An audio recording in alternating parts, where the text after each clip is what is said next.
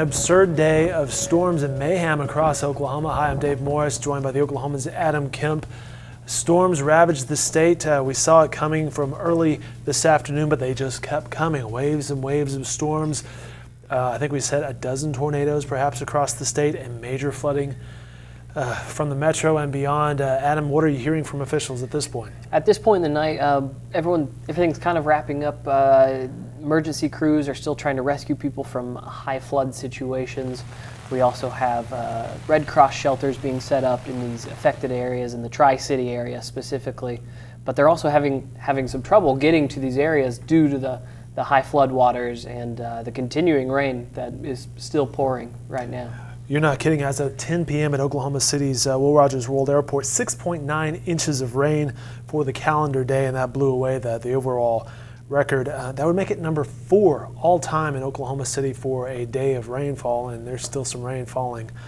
So who knows where that'll end up. Speaking of the airport, they evacuated twice. TSA crew and passengers all went down to the tunnels as storms passed by. And speaking of mayhem, perhaps a bit of levity late tonight when the Grady County Sheriff's Office reported a storm perhaps hit the Tiger Safari in Tuttle. Yeah, the Tiger Safari has a bunch of different animals, but mainly big cats. And we got the report in that the Grady County Sheriff was trying to round up all these different animals that were on the loose, I guess. And as of last report, they had gotten them all, and they were all back. They still no word of what actually escaped. Lions, tigers, bears, we don't know, but they're all back in there.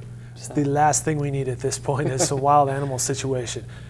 2 major areas were hit, though: southeast Oklahoma City and Bridge Creek, we're hearing. We are seeing that definitely something hit that area, whether it was high winds or a tornado that dropped. Not sure yet, but homes were damaged, some cars were flipped over on I-35, and again, just the heavy amounts of rain flooding areas and trapping some people in their cars on the side of the road. As always, major storms in Oklahoma means Oklahomans are pitching in. We're seeing stories of people really pulling people out of high water situations. IMSA, the fire department, the police department, all of our emergency rescue people in high gear tonight. Yeah.